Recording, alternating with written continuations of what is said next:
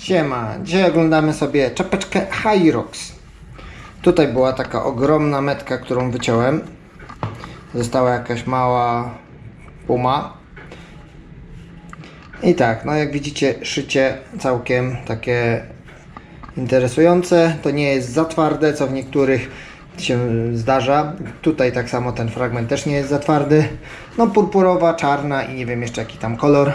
Ja mam ten, no bo ten mi się po prostu podoba. No i tak to się prezentuje na głowie. Jest tutaj troszeczkę takiego luzu, którego nie umiem sobie wyregulować, żeby to nie było jednocześnie za twarde, a jednocześnie nie spadało. Ale oprócz tego całkiem fajnie. Muszę powiedzieć, że czapeczka wygląda interesująco. No i dla mnie spoko, no. Czapka to czapka.